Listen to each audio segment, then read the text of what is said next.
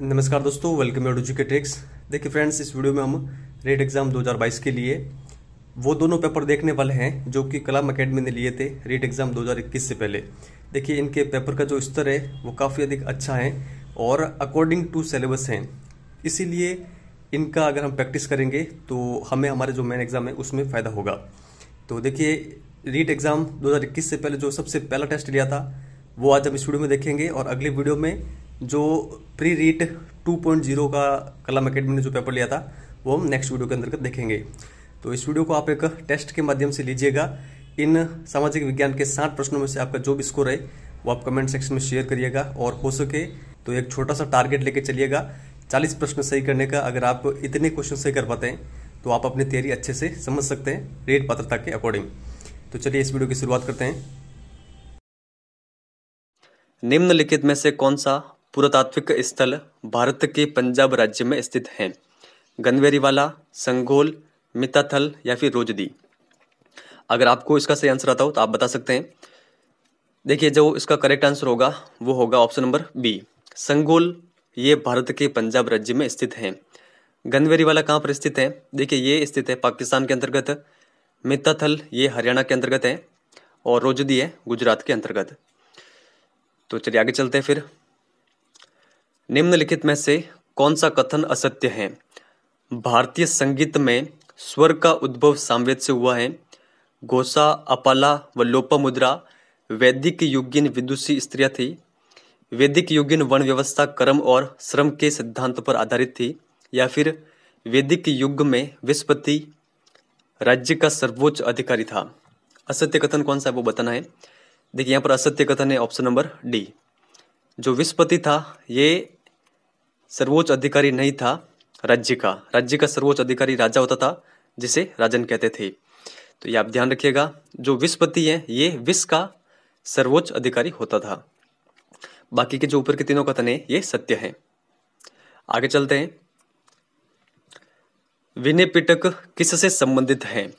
भिक्षुओं हेतु, नियमों के संग्रह से, बुद्ध की शिक्षाओं से, दर्शन व सांसारिक ज्ञान के विषय से, बुद्ध के जन्म की पूर्व जो कथाएं हैं उनसे संबंधित। देखिए विनय पिटक ये संबंधित है भिक्षु हेतु नियमों के संग्रह से, ये आप ध्यान रखिएगा। इसके अलावा जो अभिधम पिटक है वो संबंधित है दर्शन व सांसारिक ज्ञान से। बुद्ध की शिक्षाएं ये किसके अंतर्गत है? सूत पिटक के अंतर्गत।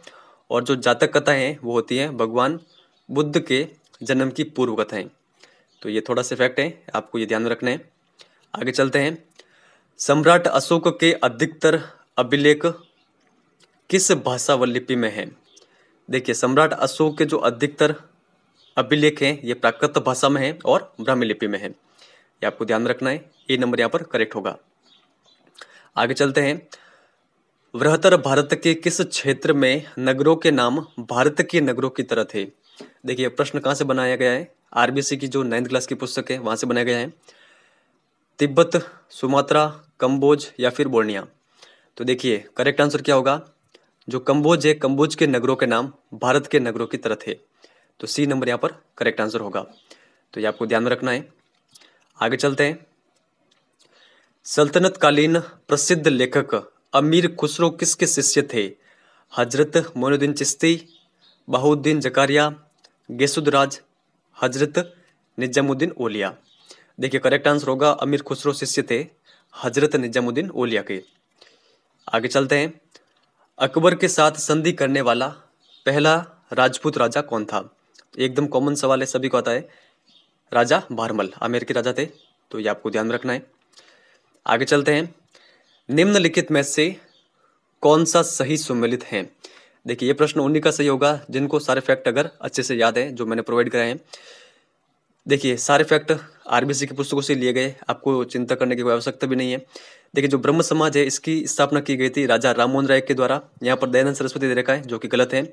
सत्य शोधक समाज की स्थापना ज्योतिबा फुले के द्वारा की गई थी, ना कि ईश्वरचंद विद्यासागर के द्वारा। संप सभा की स्थापना गोविंद गुरु के द्वारा की गई थी, ना कि मोतीलाल तेजावत के द्वारा। तो केवल पीछे एक ही ऑप्शन बच रहा है, जस्टिस पार्टी रामास्वामी पेरियार। तो यही हमारा सही आंसर होगा। आगे चलते हैं। यहाँ पर बाल गंगाधर तिलक ने केसरी नामक अखबार का संपादन किस भाषा में किया था?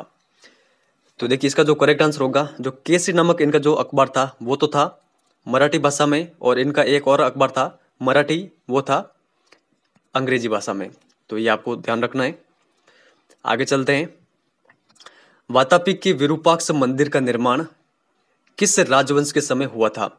तो देखिए जो वातापी के विरूपाक्ष के मंदिर है इनका निर्माण हुआ था चालुक्यों के समय। ऑप्शन नंबर ए हमारा करेक्ट आंसर होगा। आगे चलते हैं। निम्नलिखित जो घटनाएं हैं उनको कालक्रमानुसार व्यवस्थित करना है। तो देखिए जो व्यक्तिगत सत्याग्रह है ये कब हुआ था? 1940 में। प्रत्यक्ष कार्यवाही दिवस ये मनाया गया था 1946, 16 अगस्त 1946 को। रॉलेट एक्ट ये 1919 और काकोरी कांड 1925। तो करेक्ट आंसर क्या होगा? देखिए सबसे पहले थर्ड नंबर पर रॉलेट एक्ट 1919, उसके बाद में काकोरी कांड 1925, उसके बाद में व्यक्तिगत सत्याग्रह 1940 और फिर प्रत्यक्ष कार्यवाही दिवस 1946। तो 3 4 1 2 ऑप्शन नंबर बी हमारा करेक्ट आंसर होगा। आगे चलते हैं। निम्नलिखित कथनों पर विचार कीजिए। सैयद अहमद खान ने साइंटिफिक सोसाइटी की स्थापना की। केशव चंद्र सेन ने जाति प्रथा पर गुलामगिरी नामक पुस्तक लिखी थी। चांदकरण शारदा व उनकी पत्नी सुखदा देवी ने दलितों की दुर्दशा सुधारने हेतु प्रयास किया था। तो कौन कौन से कूट यहाँ पर सत्य है वो बताने हैं। देखिए जो सेकंड नंबर है ये गलत है। जो गुलामगिरी पुस्तक है ये केशव चंद्र सेन की नहीं है, ये ज्योतिबा फुले की पुस्तक है। बाकी के जो फर्स्ट और थर्ड नंबर ऑप्शन है ये सत्य है। तो करेक्ट आंसर क्या होगा हमारा? Option number B. आगे चलते हैं। मित्र मेला नामक क्रांतिकारी संगठन की स्थापना किस वर्ष की गई थी? देखिए इसकी स्थापना की गई थी 1899 में। आगे चलते हैं। चित्तौड़ के दुर्ग के संबंध में निम्नलिखित कथनों पर विचार कीजिए। यह मैसा के पठार पर स्थित है। इस दुर्ग का प्रमुख शिल्पी मंडन था। इस दुर्ग में एक जैसे 9 महल स्थित हैं। देखिए यहाँ पर नीचे क्या कह रहा है कि निम्न में से कौन से जो कूट है वो असत्य है, वो आपको बताने हैं। सत्य के नहीं पूछ रहे यहाँ पर। तो देखिए जो सेकंड और थर्ड दे रखे हैं ये दोनों कूट चित्तौड़ के संबंध में असत्य हैं। तो हमारा करेक्ट आंसर क्या होगा? Option number C. ये आप ध्यान रखिएगा। जो कुंभलगढ़ दुर्ग है उसका प्रमुख जो शिल्पी है वो था मंडन, और एक जैसे 9 महल नाहरगढ़ में है, ना कि चित्तौड़गढ़ में। आगे चलते हैं। निम्नलिखित में से कौन सा से एक तत्ववाद्य यंत्र है? भपंग, तंदूरा, जंतर या फिर रावण हत्ता? देखिए जो आरबीसी की पुस्तक है इसमें जो भपंग है, भपंग को बताया गया है एक प्रकार का अवनद वाद्य यंत्र। इसके अलावा जो तंदूरा है, रावण हत्ता और जंतर, इन सभी को किसके अंतर्गत रखा गया है? तत्ववाद्य के अंतर्गत। तो इस अकॉर्डिंग तो हमारा सही आंसर क्या होगा? ऑप्शन नंबर यहाँ पर देखिए सी नंबर पर 2, 3 और 4। लेकिन अधिकतर जो पुस्तकें हैं मार्केट वाली और ऑथेंटिक पुस्तकों में भी दे रखा है कि जो भपंग है वो एक प्रकार का तत्ववाद्य यंत्र है। तो उस अकॉर्डिंग इसका सही आंसर होगा ऑप्शन नंबर डी। तो जो इनकी जो आंसर की आई है कलम एकेडमी की, उनमें इस क्वेश्चन के लिए बोनस दिया गया है। चलिए आगे चलते हैं फिर। निष्कलंक संप्रदाय के प्रवर्तक कौन थे? लालदास जी, माव जी या फिर हरिदास जी, हड़बू जी? यहाँ पर आपको वीडियो को पॉज करना है, थोड़ा सा आप सोचें कि इसका सही आंसर क्या होगा। देखिए काफ़ी अच्छा क्वेश्चन है। इसी प्रकार के क्वेश्चन आपको देखने को मिलेंगे।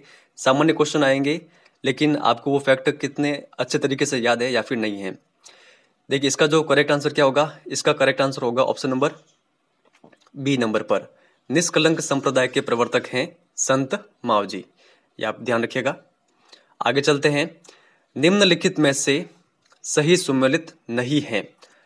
कजली तीज का पर्व बूंदी, थार महोत्सव बीकानेर, बैलगाड़ी मेला सील डूंगरी जयपुर, राष्ट्रीय दशहरा मेला कोटा?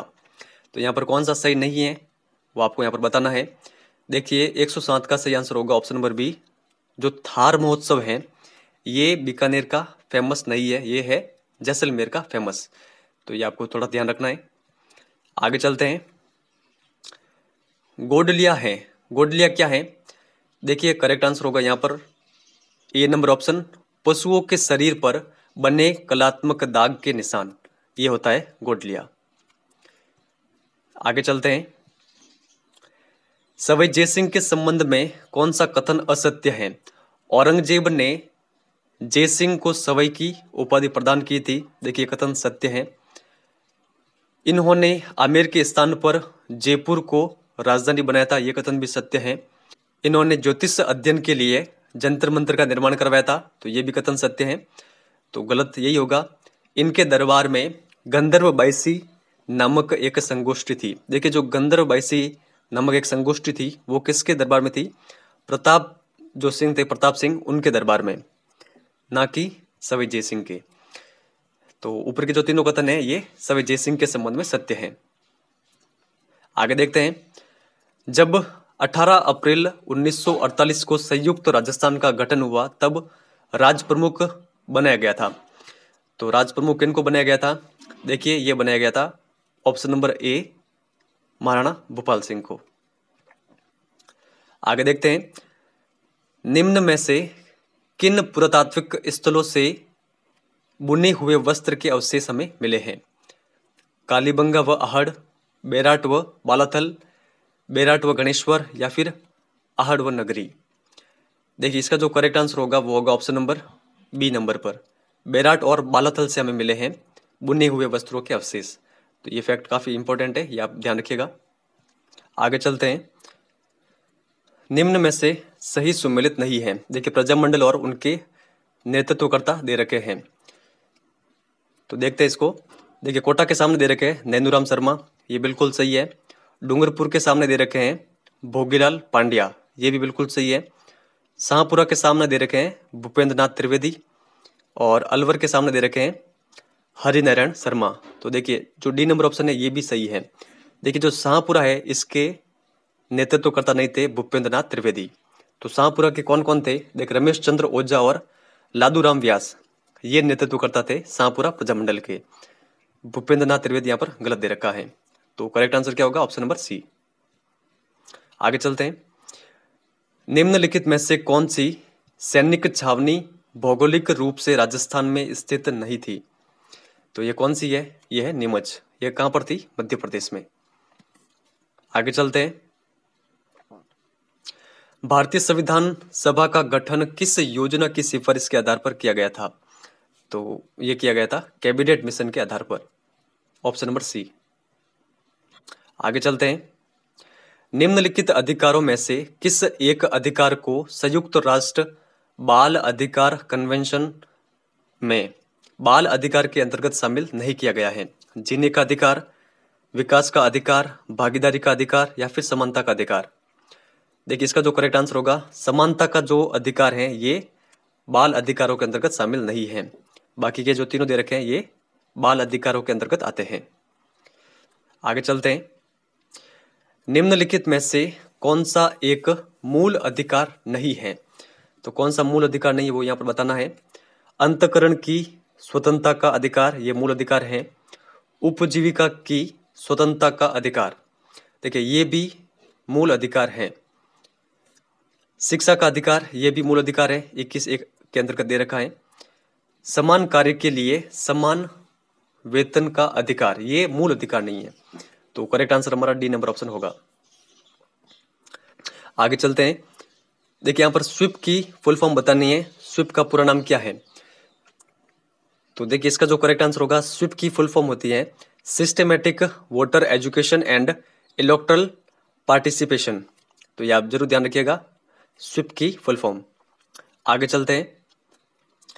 सामाजिक असमानता का मुख्य कारण कौन सा है? व्यक्तिगत क्षमता में अंतर, सामाजिक क्षमता में अंतर, सामाजिक बहिष्कार, या फिर समाज की नीतियां।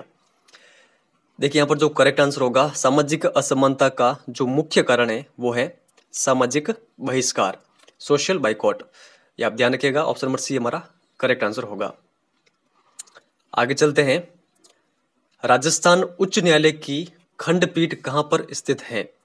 तो देखिए 119 का यहाँ पर करेक्ट आंसर होगा ऑप्शन नंबर सी, जयपुर में स्थित है राजस्थान उच्च न्यायालय की खंडपीठ।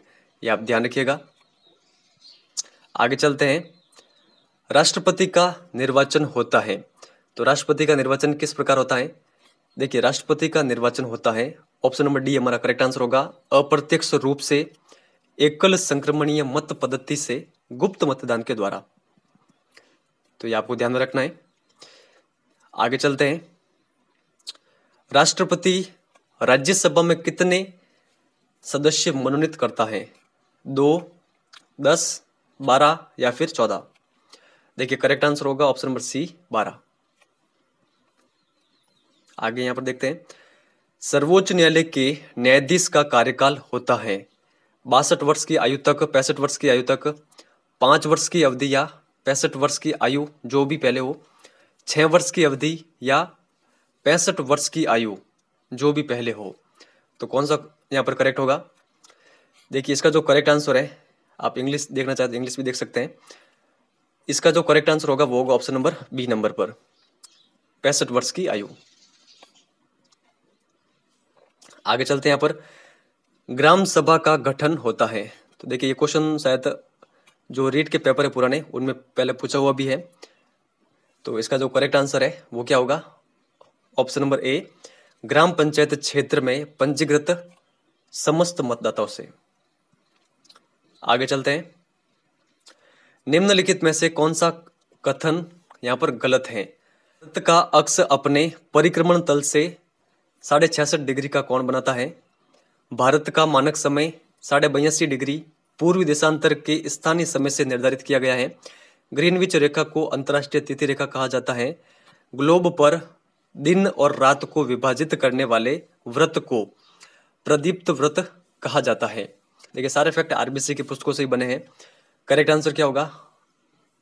ऑप्शन नंबर सी, ग्रीनविच रेखा को अंतर्राष्ट्रीय तिथि रेखा कहा जाता है। देखिए, अंतर्राष्ट्रीय तिथि रेखा कहा जाता है जो 180 डिग्री जो देशांतर रेखा है उसके जो समांतर जो चलने वाली रेखा है उसको कहा जाता है अंतर्राष्ट्रीय तिथि रेखा। और जो ग्रीनविच रेखा है ये 0 डिग्री देशांतर रेखा है। तो काफी अंतर है। करेक्ट आंसर क्या होगा? Option number C. आगे चलते हैं। दक्षिणी गोलार्ध में ध्रुवीय पवनों की दिशा होती है। ये भी काफी अच्छा क्वेश्चन है। करेक्ट आंसर क्या होगा इसका? देखिए, इसका जो करेक्ट आंसर होगा, समझिए ये हमारी पृथ्वी है, यहाँ पर ये है भूमध्य रेखा, ये है मकर रेखा, और यहाँ पर ये है अंटार्कटिक रेखा, और यहाँ पर ये दक्षिणी ध्रुव। तो दक्षिणी गोलार्धों में जो ध्रुवीय पवनें होती है, यहाँ से जो चलने वाली पवनें होती है उनकी दिशा क्या होगी? देखिए, दक्षिण पूर्व से वो उत्तर पश्चिम की ओर चलेगी, इस ओर। तो इसका जो करेक्ट आंसर होगा वो होगा ऑप्शन नंबर डी, दक्षिण पूर्व से उत्तर पश्चिम की ओर। आगे चलते हैं। यहां पर सुमेलित करना है, साइक्लोन्स दे रखे हैं तो इसको सुमेलित करते हैं। देखिए, जो हरिकेन है ये आते हैं संयुक्त राज्य अमेरिका के अंतर्गत। साइक्लोन ये कहां पर आते हैं? हिंद महासागर में। विलीविलीज ऑस्ट्रेलिया और टाइफून चाइना में। तो देखते हैं इसके कूट देखते हैं। हरिकेन ए का क्या हो रहा है? ए का हो रहा है 3rd नंबर पर। तो ए का 3rd नंबर 2 ऑप्शन में दे रखे हैं। फिर साइक्लोन हिंद महासागर में आता है, तो साइक्लोन हिंद महासागर यहाँ पर भी 2 दे रखे हैं, बी के फर्स्ट। सी नंबर का 4th बी नंबर ऑप्शन में दे रखा है, तो बी नंबर यहाँ पर हमारा करेक्ट आंसर होगा। 4th दे रखा है सी का, और डी का 2nd यानी टाइफून चाइना। आगे चलते हैं फिर। गौरव संघ स्थानांतरण की नीति का संबंध किससे है? तो इसका संबंध किससे है? देखिए, इसका संबंध है ऑप्शन नंबर सी हमारा करेक्ट आंसर होगा। जलवायु परिवर्तन के कारण किरिबाती सहित द्वीपीय देशों के लोगों को दूसरे देशों में सुरक्षित बसाने की नीति। तो ये आप ध्यान रखिएगा, गौरव संघ स्थानांतरण की नीति। पंजाब के मैदान में छोटी नदियों के अपर्दन द्वारा निर्मित खंड क्या कहलाते हैं? तो देखिए, ये कहलाते हैं चो। ऑप्शन नंबर बी हमारा करेक्ट आंसर होगा। आगे चलते हैं। भारत की कुल कोयला भंडार व उत्पादन का कितना प्रतिशत गोंडवाना कालीन अवसादी चट्टानों से प्राप्त होता है? ये भी काफी अच्छा क्वेश्चन है। 98, 99%, 85, 87%, 60, 65% या फिर 53, 55%। देखिए इसका जो करेक्ट आंसर होगा वो होगा ऑप्शन नंबर ए, 98, 99%। आगे देखते हैं, निम्न में से कौन सा यहां पर सत्य कथन है? भारतीय हैवी इलेक्ट्रिकल्स लिमिटेड यानी भेल की प्रथम इकाई 1964 में इंदौर में स्थापित की गई। हिंदुस्तान शिपयार्ड लिमिटेड की स्थापना कोलकाता में की गई। पिछले कुछ दशकों में चीनी उद्योग का उत्तर से दक्षिण भारत की ओर स्थानांतरण हो रहा है। पहली सफल कागज मिल श्री रामपुर पश्चिम बंगाल में इंडियन पेपर मिल के नाम से 1879 में स्थापित की गई थी। असत्य, देखिए यहां पर सत्य कथन कौन सा है वो बताना है। फर्स्ट, सेकंड और जो फोर्थ है ये तीनों कथन असत्य हैं। सी नंबर हमारा सही आंसर होगा। पिछले कुछ दशकों में चीनी उद्योग का उत्तर से दक्षिण भारत की ओर स्थानांतरण हो रहा है। बाकी के जो तीनों कथन है ये गलत है। आगे चलते हैं, भारतीय रेल का राष्ट्रीयकरण किया गया, तो ये कब किया गया? देखिए इसका जो करेक्ट आंसर होगा वो होगा ऑप्शन नंबर सी, 1951 में। देखिए हालांकि जो भारतीय रेलवे है इसका राष्ट्रीयकरण किया गया था 1950 में।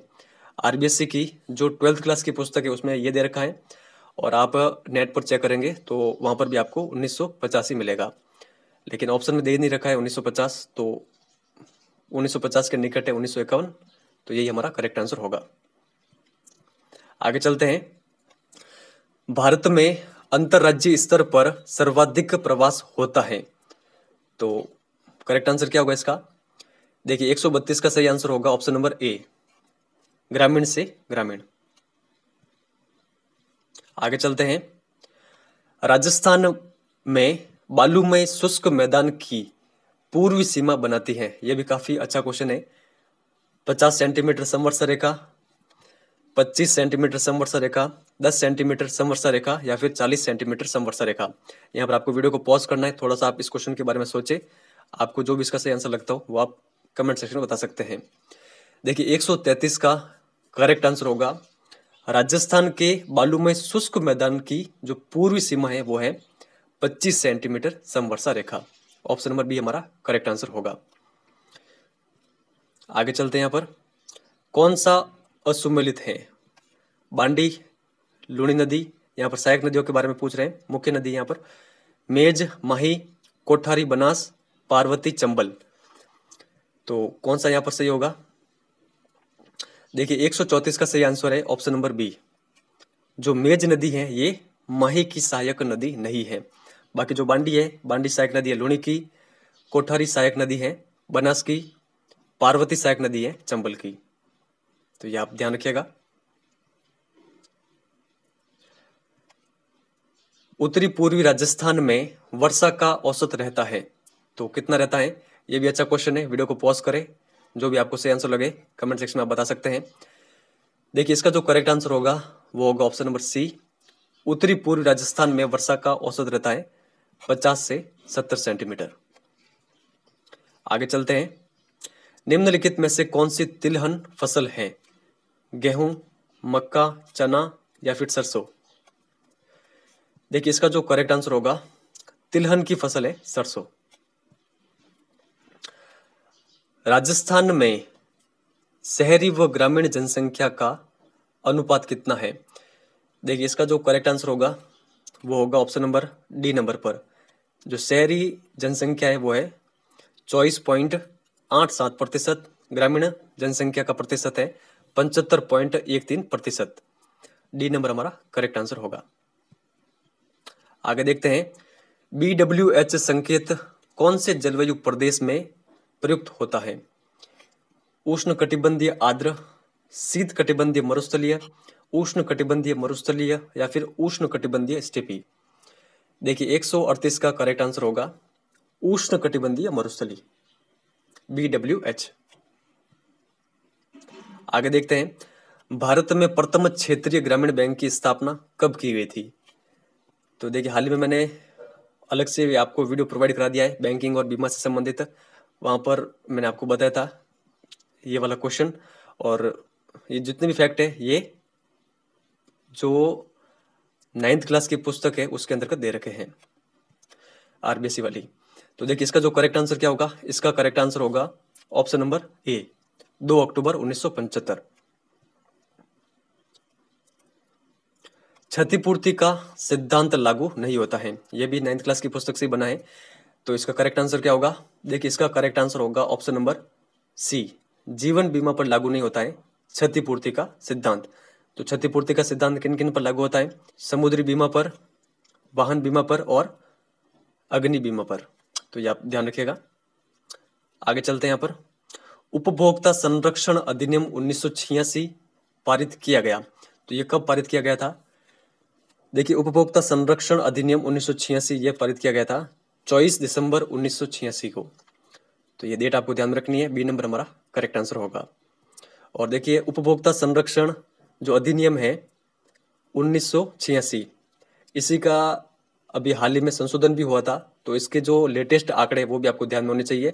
आप इंटरनेट पर चेक करके जितने भी नए आंकड़े हैं उनको लिख लीजिएगा, वहां से भी क्वेश्चन बन सकते हैं। आगे देखते हैं यहाँ पर, निम्नलिखित में से कौन सा कार्य भारतीय रिजर्व बैंक का है, बैंक का शाखा का नियमन व नियंत्रण, बैंक की बैंकिंग व्यवस्था पर नियंत्रण, नोट निर्गमन, ग्राहक को ऋण देना। देखिए आरबीआई का कार्य कौन कौन से होते हैं, आरबीआई के कार्य है फर्स्ट, सेकंड और थर्ड। ग्राहक को ऋण देना ये आरबीआई का कार्य नहीं है। तो करेक्ट आंसर क्या होगा हमारा, फर्स्ट, सेकंड और थर्ड, बी नंबर ऑप्शन। तो 142 का बी नंबर सही होगा। आगे चलते हैं, एनसीएफ 2005 के अनुसार माध्यमिक स्तर पर सामाजिक विज्ञान शिक्षण का उद्देश्य है विद्यार्थियों के आलोचनात्मक व अवधारणात्मक क्षमता का विकास करना, यह सही है। विद्यार्थियों को इस योग्य बनाना कि लोकतांत्रिक व धर्मनिरपेक्ष समाज में नागरिकों के अधिकार व दायित्व समझे, ये भी सही है।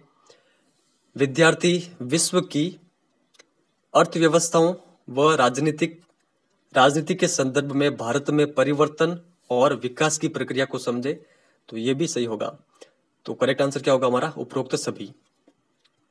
आगे चलते हैं, प्रोजेक्ट कार्य के संबंध में असत्य कथन कौन सा है वो बताना है।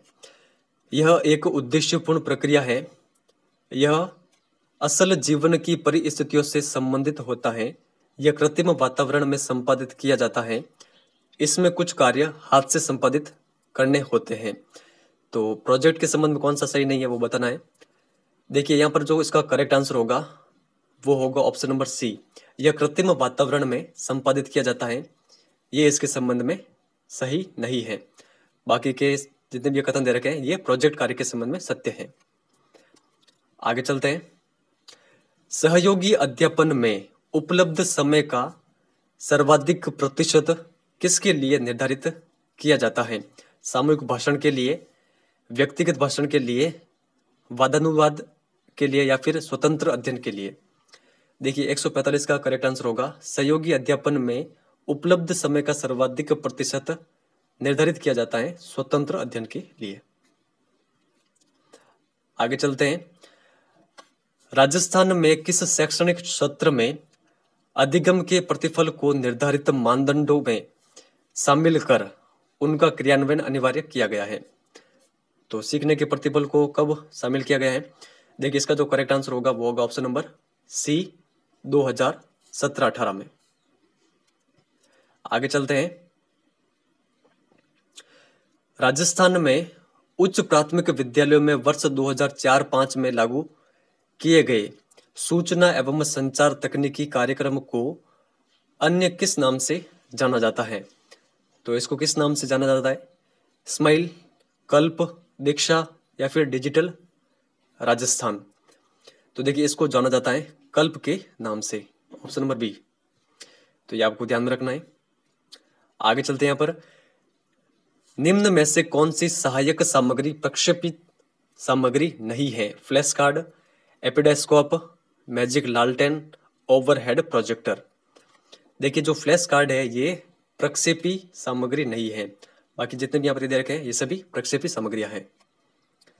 आगे चलते हैं, निम्न में से किसने लचीली व अपने जाने योग्य सतत व व्यापक मूल्यांकन प्रणाली अपनाने पर बल दिया है? एनसीएफ 2000, राष्ट्रीय शिक्षा नीति 1986, मुदालियार आयोग 1952-53, एनसीएफ 2005।